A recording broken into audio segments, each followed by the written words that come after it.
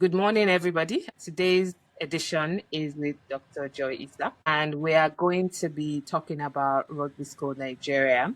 She's the Director of Marketing and Admissions, and it's exciting to have her here today to discuss, the vision of Rugby School Nigeria for parents, families, and caregivers. So, to start with introductions, my name is Yeti Williams. I'm the founder and CEO of LagosMums, and we run a platform that reaches 1.5 million visitors monthly to help parents navigate the digital world, raising, and as part of that, education and choice of school is a big part of those decision making processes. So, Dr. Joy Easter, welcome.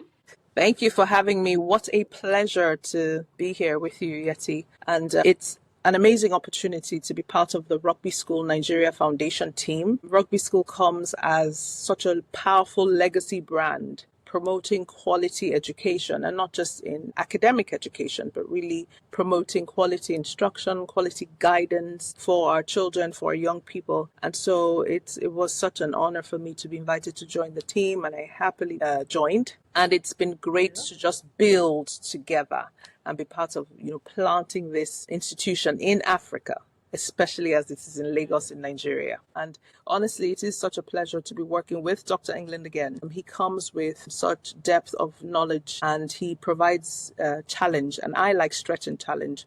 I love the fact that we're able to both use data to drive what we do. We are very fixed on how to look at what is going on in the world of education now, looking at trends, looking at the neuroscience down to spaces. And so we're just so aligned in that regard. And it's such a pleasure, honestly, to be working with him again on this new project. Fantastic. So I'd like us to kick off by, you telling us from your perspective, what is going to make Rugby School Nigeria unique among the other international schools in the region?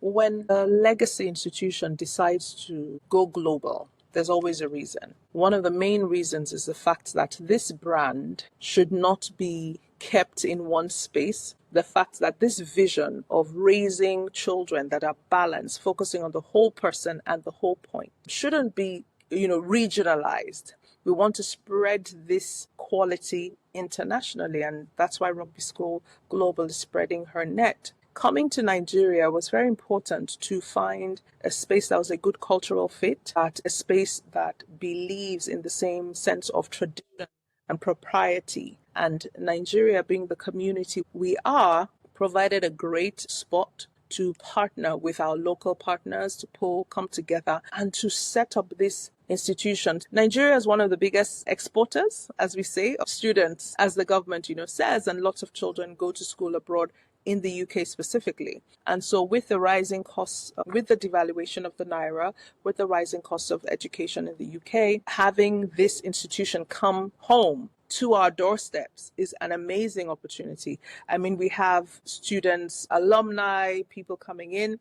You won't believe I have 2 students coming in from this school in the UK, and their mom broached the topic and they said, oh, can they have jollof rice every day? They would really like to come back to Nigeria and go to school as long as they have jollof rice every day. And I'm like, we'll see what we can do about that one. So having and these are children who were born in the UK, raised in the UK. So having that opportunity to come to Nigeria, to understand the culture and to bring that diversity. So what we're doing, because the school is located in Nigeria, we will include enrichment, cultural enrichment. So picture this, a standard literature lesson for sixth form, and we're looking at the use of language, poetic language, for example, or just exploring literary devices. And we include Chimamanda Adichie's book as one of the texts to be referenced. And because we can include that text, she is Nigerian, then we can explore local history and culture to say, okay, what is it like in a Nigerian traditional home? What is it like in a modern, Nigerian home? What is the landscape like? What is the area like? And then we can visit local museums. If you think history, geography, looking at coastal regions, we're right there by the marina. So there's such a great opportunity for the context to provide further enrichment. So anyone who comes to Rugby School Nigeria will have that opportunity to have the African flavor, but even more specifically, the Nigerian flavor to their education. I think the vision and the way you've explained it, sounds like being able to blend the best of both worlds. Families go to the UK for the quality of education, be getting. And so to be able to get that brought home locally, in Nigeria, Lagos, West Africa, and to then potentially be able to keep families together longer. That's one thing I'm picking up from parents that I'm talking to as well, is the appeal of being able to keep their children with them At at home home longer. longer. Yes. Oh, yes, absolutely. We have 3 families now who want to send the younger siblings to Rugby School Nigeria for that particular reason, wanting to just keep them home longer. So we're happy to receive them. I mean, that's one of the reasons why we're very excited to be announcing year 7, September 2025. Sixth form, which is year 12, start off physically. No boarding facilities yet, but our day students will be ready. We already have a few students admitted, signed up, so we're very excited. I'd like us to talk about the admissions process and, talk about the curriculum that will be offered come September 2025. In September 2025, we will open our doors to sixth form, that is year 12. We have a mix of sciences, arts, creative expression, modern foreign languages. And the idea is to provide our students with multiple options. So those who want to go straight up science, your physics, chemistry, biology, we have our humanities, geography, history, economics, business studies, computer science, and PE. Then, of course, for languages, we have English literature and we have French. Some students have asked for other subjects, psychology and things like that. And yes, we're looking to expand the offerings, but this is what we're starting with come September 2025. We will also open our doors to year 7, and we're very excited about year 7. There has been such a demand for year 7, but more importantly, our building will be ready and we will have the adequate facilities for labs, for study rooms, for the library, and things like that to accommodate both year 7 and year 12. So we will have 2 pioneer year groups come September 2025. Sports, we will be ready to go. Our sports field, amazing. Football, rugby pitch. We will have our tennis court with basketball. We're also having a pool. 8-lane 25-meter pool, which is like your mini training pool for the Olympics, ready to go in September. Fantastic.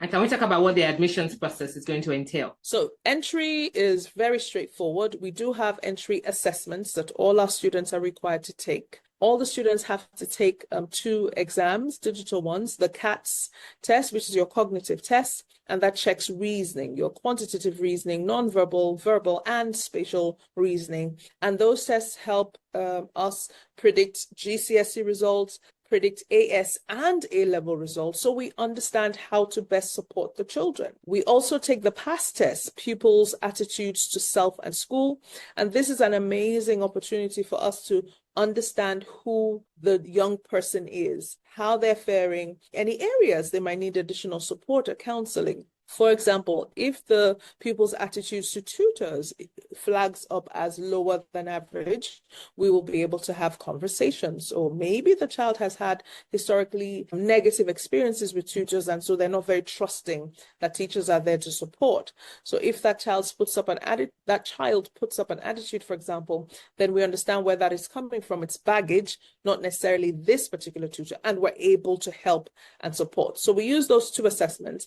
Then finally, if the children make the cut, because for the CATs, our requirement is slightly above the average, then they have an interview with the principal to talk about who they are and whether they're the best fit for the Rugby School way. It's very clearly laid out. And for a parent who is interested in starting the process, what's the best way to get started? Send me an email. Just send an email to admissions@rugbyschoolnigeria.com. We will take it up immediately, send you the information you need for registration, and schedule the assessments. We're able to schedule the assessments in person and online. We have the right platforms to be able to supervise the assessments online, so children don't have to come into our offices physically to take their entrance tests. I want to talk about the location. let's talk about where it is. Eco Yes. Atlantic City and the accessibility of it as well to families. It's an amazing location, even though I say so myself and I may seem biased, but it's really beautiful. The grand vision of Eco Atlantic is outstanding, and we have pictures that we can share with interested families. So the Eco Atlantic community, the builders have put in, it's called the Great Wall of Lagos. They've put in an 85-kilometer wall under the sea to deal with any potential flooding. And in the area before Eco Atlantic City, which is Victoria Island, we used to have the perennial floodings, which was being eroded. So from the 1970s, Lagos State government has really been exploring ways to address that issue. So the Eco Atlantic City builders came on board and really packed the land, really addressed the erosion, addressed the issues with sand filling. I mean, I don't have the exact dimensions, but if you visit our offices, we're able to share those specific dimensions. But there has been reinforcement all the way for an 84-kilometer stretch, so that when the waves land, the sand is not brought in and the sand cannot be taken out. So it's really reinforced. So the integrity of every single building in that place is secure.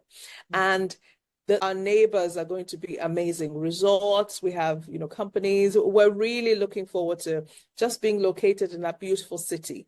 There's access to Ikoyi, there's access to VI, there's access to the mainland, where you can access the airport on that side of town. And so we're about 5-10 minutes away from everywhere on a good day where there is no traffic. Malls will be located within the city as well. Malls, an international hospital is coming in, hotel, there's a resort planned out, and lots of residential towers and villas. So it's going to be the place to be in the next 10-15 years. You will wonder why you didn't get an early slot into Eco Atlantic City. But you can by joining Rugby School Nigeria. Where you Yes, please. We talked about this slightly earlier in terms of the cultural context that will be brought into the curriculum. So if you can just talk a little bit more around how Rugby School Nigeria would be looking to incorporate innovative learning, academic excellence, the world that we live in, preparing children for the future of work.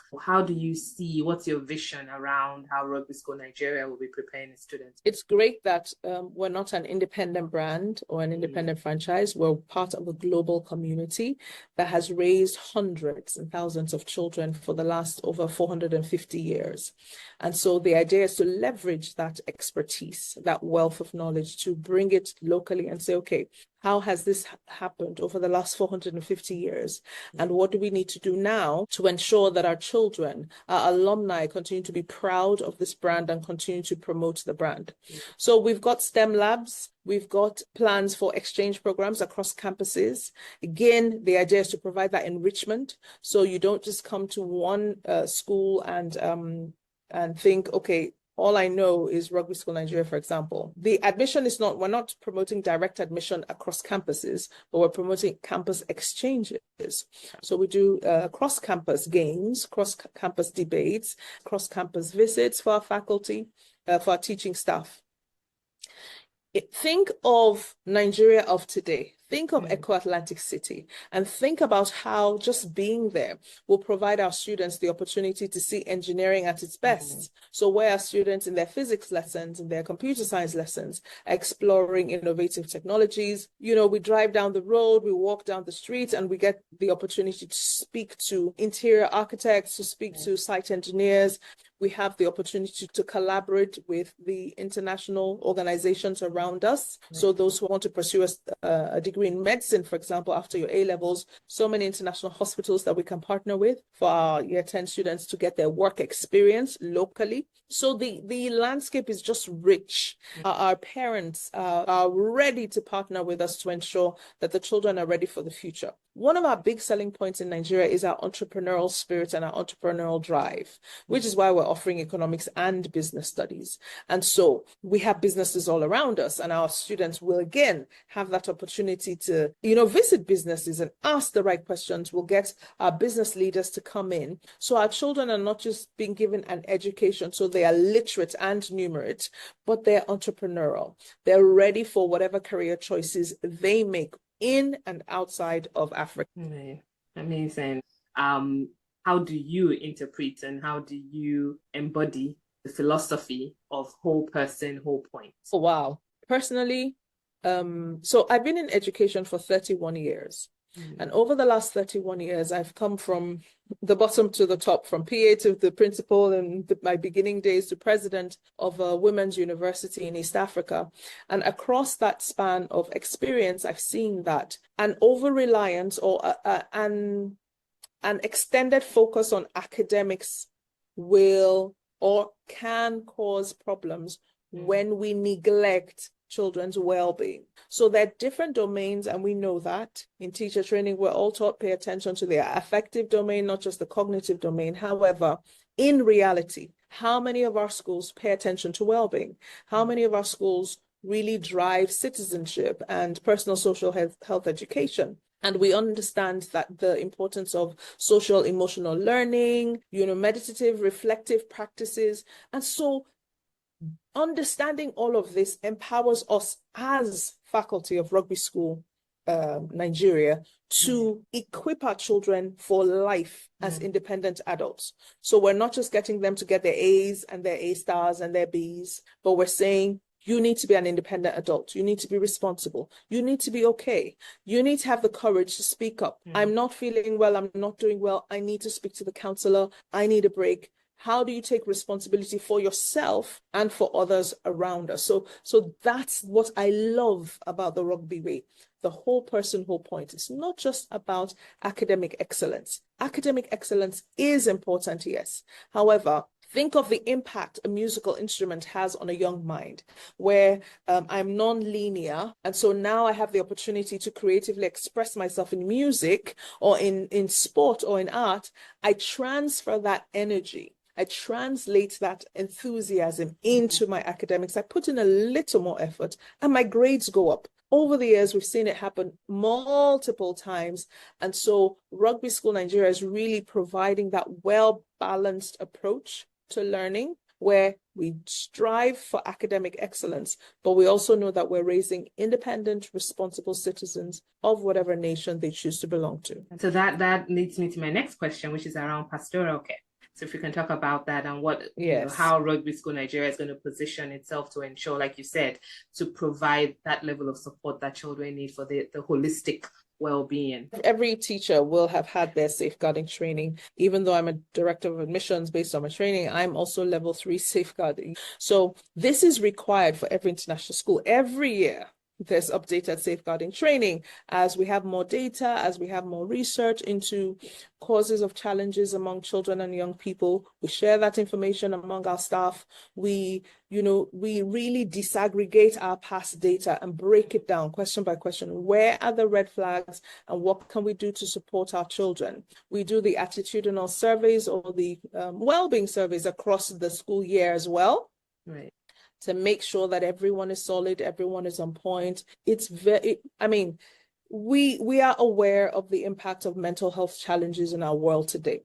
And so it would be irresponsible of us not to prioritize our students' well-being and pay attention to their mental health. So we have a special education needs and difficulties coordinator recruited already. We are getting a school counselor as well, that's required. So safeguarding is a priority. Every single staff member will have safeguarding training, our health and safety training, our fire marshals, first aid training for everyone, all of that in place before the children begin. We have an extensive 4-week training set up before the children come in to join us in September. So faculty, teachers, everybody will be here 4 weeks before the children come in. Fantastic. And in terms of the mix of, nationalities, in terms of the management staff, the teachers, what can you tell parents who are wondering if it's going to be, how diverse, let's put it that way, is it going to Oh, be? wow. Again, we're promoting the rugby way, we're promoting an international education. So our goal is that in every department, we will have someone who has a Nigerian or an African background, someone from the UK, and someone else internationally. I can give an example from the English department. This lovely lady, our head of English, is from the UK. Yes, she's English. Has worked around the world internationally, loves African literature. We also have a Kenyan lady who is joining the team. In the maths department, again, we've got a Nigerian, someone from the UK, and I believe someone from Brazil or so, someone else in Europe. History department, I think there's an American. So a very diverse faculty with the goal to provide international education. So our children feel comfortable, they see people who look like them, they're exposed to global education. That's the vision. And as we start to wrap up, I would like to ask you, what kind of student ideally is Rugby School Nigeria looking? Our rugby student is driven. Our rugby student wants to learn. Our rugby student is intrinsically motivated to succeed.